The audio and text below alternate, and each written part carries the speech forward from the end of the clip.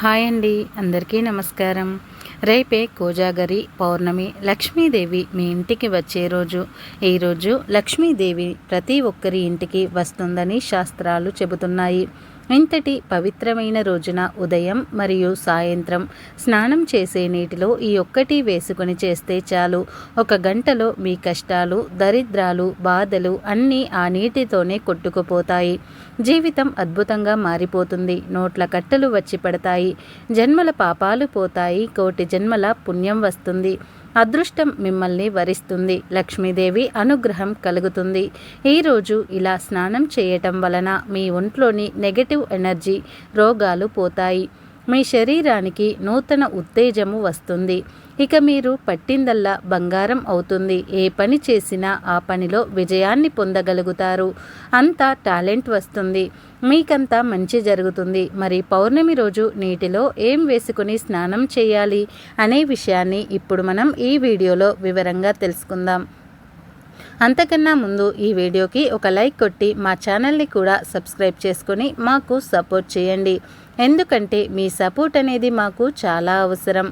ఇక ఎంతో పవిత్రమైన ఈ కోజాగిరి పౌర్ణమి రోజున ఒక ప్రత్యేకమైన చెట్టును తాకితే చాలు మీ జాతకం మారిపోతుందని శాస్త్రాలు చెబుతున్నాయి.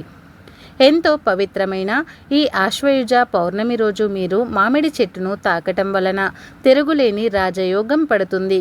మామిడి చెట్టు కూడా ఒక దేవతా వృక్షమే. రామాయణం, మహాభారతం, ఇతర పురాణాలలో దీని ప్రస్తావన ఉంది. మామిడి పండును ప్రేమకు, సంతాన సాఫల్యతకు చిహ్నంగా భావిస్తారు. ఏ శుభకార్యమైనా సరే ఇంటికి మామిడి ఆకులు కట్టకుండా ప్రారంభించరు. మామిడి చెట్టును వేదాలలో స్వర్గపు స్థలం అని సంబోధించారు. భాగవతంలో మందర పర్వతం మీద మామిడి చెట్టు ఉన్నాయని చెప్పబడింది. శివుడు ఒకసారి కోపానికి గురి అయి పార్వతీదేవిని శపించడం, పార్వతీదేవి భూలోకానికి వచ్చి ఒక మామిడి చెట్టు కింద మట్టితో శివలింగాన్ని చేసి పూజించినట్లుగా పురాణాలు చెబుతున్నాయి. కాబట్టి మామిడి చెట్టు పరమ పవిత్రమైన వృక్షం. పౌర్ణమి రోజున మామిడి చెట్టులోని ధాతువులు యాక్టివేట్ అవుతాయి కనుక ఈరోజు మామిడి చెట్టును తాకితే చాలు మీ కష్టాలు, సమస్యలు పోతాయి. మీ ఇంట్లోని నెగటివ్ ఎనర్జీ, రోగాలను ఆ చెట్టు లాగేసుకుంటుంది. ఈరోజు మీకు ఎక్కడ మామిడి చెట్టు కనిపించినా లేదా మీరే మామిడి చెట్టు దగ్గరకు వెళ్ళి చెంబుతో నీళ్లు ఆ చెట్టుకు సమర్పించండి. తర్వాత మామిడి చెట్టుకు నమస్కారం చేసుకుని 11 సార్లు ఆ చెట్టును తాకండి. ఇలా తాకిన తర్వాత ఆ మామిడి చెట్టు కింద 2 నిమిషాలు కూర్చొని ఇంటికి వెళ్ళండి. ఇదంతా చేయకపోయినా ఈ అద్భుతమైన రోజున ఎవరైతే మామిడి చెట్టును తాకుతారో వారి ఒంట్లోని రోగాలు, చెడు నెగటివ్ ఎనర్జీ అంతా కూడా పోతుంది. చెట్టులోని పాజిటివ్ ఎనర్జీ మీ ఒంట్లోకి ప్రవేశిస్తుంది. మీ దశ మారిపోతుంది. సకల దేవతల అనుగ్రహం లభిస్తుంది. మీ జాతక దోషాలు కూడా పోతాయి.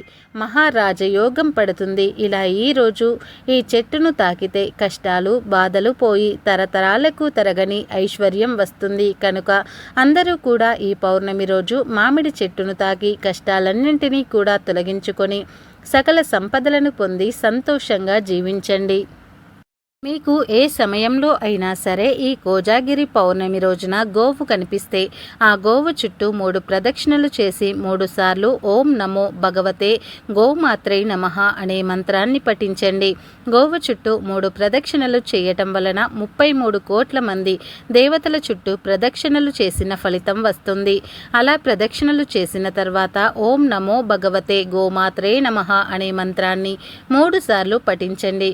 ఆ తర్వాత కొంచెం గడ్డిని తెచ్చి గోమాతకు తినిపించండి. గడ్డి ఎక్కడ పడితే అక్కడ ఉంటుంది కనుక కొంచెం గడ్డిని పీకి తెచ్చి గోమాతకు పెట్టండి. లేదు మాకు దగ్గరలో అసలు గడ్డి లేదు అనుకునేవారు పచ్చటి ఆకుకూరలను కానీ కూరగాయలను కానీ తింటే తోటకూర, పాలకూర, చుక్కకూర, బీరకాయ, బెండకాయ లాంటి ఆకుపచ్చ రంగులో ఉండే వాటిని పెట్టండి. ఇలా ఈ పౌర్ణమి రోజు గోవు కనిపిస్తే ఇలా చేయటం వలన మీకు ఉండే సకల దరిద్రాలు తొలగిపోతాయి. దేవతలు అందరి అనుగ్రహం కలుగుతుంది. జాతకంలో ఉండే దోషాలు పోతాయి. తరతరాలకు తరగని ఐశ్వర్యం వస్తుంది. కనుక ఈ పౌర్ణమి రోజున గోవు కనిపిస్తే మీరు కూడా ఈ విధంగా చేసి శుభ ఫలితాలను పొందండి.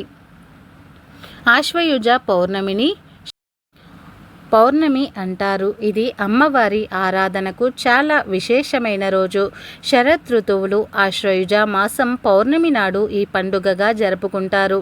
ఈ పండుగని శరత్ పూర్ణిమ అని కూడా అంటారు. ఈరోజు రాత్రి లక్ష్మీదేవి ఆకాశ మార్గంలో తిరుగుతూ ఎవరైతే ఉపవాసం ఉండి తనని పూజిస్తారో వారికి అష్ట ఐశ్వర్యాలను ప్రసాదిస్తుందని భక్తుల నమ్మకం. హిందువులు ముఖ్యంగా మహారాష్ట్ర, గుజరాత్, తెలంగాణ రాష్ట్రాల వారు ఈ పండుగను జరుపుకుంటారు. ఈరోజు దేవాలయాలలో ఇంటిలో కూడా రాత్రి వేళ పాలల్లో చంద్రుడిని చూసి తర్వాత ఆ పాలను ప్రసాదంగా స్వీకరిస్తారు. ఈ పౌర్ణమి నాడు ఉదయాన్నే లేచి శుచిగా శుభ్రంగా స్నానం చేసి ఇంట్లో తూర్పు దిక్కున లక్ష్మీదేవి పూజా మండపాన్ని ఏర్పాటు చేయాలి. లక్ష్మీ ప్రతిమను కానీ ఫోటోను కానీ ఉంచి విఘ్నేశ్వరుని యొక్క పూజను చేసి లక్ష్మీదేవిని ఆరాధించాలి. ఆ తర్వాత లక్ష్మీదేవికి ధూపదీప నైవేద్యాలను పెట్టి భక్తి శ్రద్ధలతో అష్టలక్ష్మి స్తోత్రాలు శ్లోకాలు చదివి పూజ చేయాలి. అలాగే ఈ పౌర్ణమి రోజున రోజంతా కూడా ఉపవాసం ఉండాలి.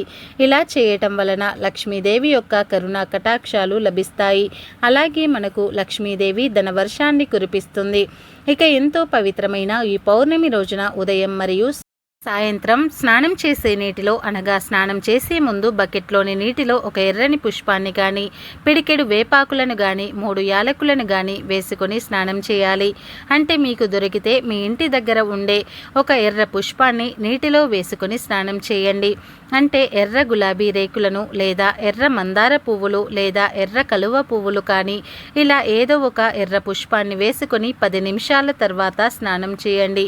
ఇలా స్నానం చేస్తే లక్ష్మీదేవి అనుగ్రహం కలుగుతుంది. ఒకవేళ మీ దగ్గర ఎర్రని పుష్పాలు లేకపోతే మీకు ఎర్రటి పూలు దొరక్కపోతే గుప్పెడు వేపాకులు తెచ్చి లైటుగా నలిపి నీటిలో కలిపి 10 నిమిషాల తర్వాత ఆ నీటితో స్నానం చేయండి. ఇవేమీ దొరక్కపోతే 3 యాలకులను నీటిలో వేసుకొని స్నానం చేసుకోండి. ఇలా ఈ పౌర్ణమి రోజు నీటిలో ఎర్రని పుష్పాన్ని కానీ పిడికెడు వేప ఆకులను కానీ లేదా 3 యాలకులను కానీ వేసుకొని స్నానం చేస్తే గంటలో మీ కష్టాలు, దరిద్రాలు, బాధలు అన్నీ కూడా ఆ నీటితోనే కొట్టుకుపోతాయి. మీ జీవితం మారిపోతుంది. నోట్ల కట్టలు వచ్చి పడతాయి. జన్మ జన్మల పాపాలు పోతాయి. కోటి జన్మల పుణ్యం వస్తుంది. అదృష్టం మిమ్మల్ని వరిస్తుంది. లక్ష్మీదేవి యొక్క అనుగ్రహం కలుగుతుంది. ఈరోజు ఇలా స్నానం చేయటం వలన మీ ఒంట్లోని నెగటివ్ ఎనర్జీ, రోగాలు పోతాయి. మీ శరీరానికి నూతన ఉత్తేజము వస్తుంది. ఇక మీరు పట్టిందల్లా బంగారం అవుతుంది. ఏ పని చేసినా ఆ పనిలో విజయాన్ని పొందగలుగుతారు. అంత టాలెంట్ వస్తుంది మీకు. అంతా మంచే జరుగుతుంది. కనుక మీరు కూడా ఈ కోజాగిరి పౌర్ణమి రోజున ఈ విధంగా స్నానం చేసి శుభ ఫలితాలను పొంది సంతోషంగా జీవించండి. ఈ పౌర్ణమిని శరత్ పౌర్ణమి అంటారు. ఈ రాత్రి లక్ష్మీదేవి భూమి అంతా కూడా తిరుగుతూ ప్రతి ఇంటికి వస్తుంది. కాబట్టి ఈ రాత్రి ప్రతి ఒక్కరు కూడా అర్ధరాత్రి వరకైనా సరే మేల్కొని అమ్మవారికి ఆహ్వానాన్ని పలుకుతూ దీపాలని వెలిగించుకోవాలి. ఎవరైతే మేల్కొని అమ్మవారిని ఆహ్వానించే విధంగా దీపాలను వెలిగిస్తారో వారికి లక్ష్మీదేవి యొక్క అనుగ్రహం కలుగుతుందని పెద్దలు అంటూ ఉన్నారు. ఎవరైతే దీపం పెట్టకుండా నిద్రపోతారో వారి ఇంటికి వెళ్లకుండా జారుకుంటుంది లక్ష్మీదేవి. ఆ ఇంట్లో దరిద్ర దేవత ఇక ప్రవేశించి తాండవం చేస్తుంది. లక్ష్మీదేవి స్వర్గం నుండి ఈ కోజాగిరి పౌర్ణమి రోజు భూమి మీదకు వస్తుంది. భూమి మీద ప్రతి ఇంటికి కూడా సంచారం చేస్తూ ఉంటుంది. కాబట్టి ఈరోజు చక్కగా ఇంటిని శుభ్రంగా ఉంచుకోవాలి. తామరాకుపై దీపాలను ఉంచాలి. తామరాకు దొరకని వారు తమలపాకుపై కూడా దీపాలను వెలిగించుకోవచ్చు. పూజాగదిలో తులసి కోట వద్ద గుమ్మానికి 2 వైపులా, సింహద్వారానికి 2 వైపులా కూడా తామరాకు వేసి దానిపై దీపాలను వెలిగించుకోవాలి. పూజా గదిలో దీపంలో 5 వత్తులు వేసి ఆవు నెయ్యితో దీపాన్ని వెలిగించాలి. లక్ష్మీదేవి పూజను నిర్వహించుకోవాలి.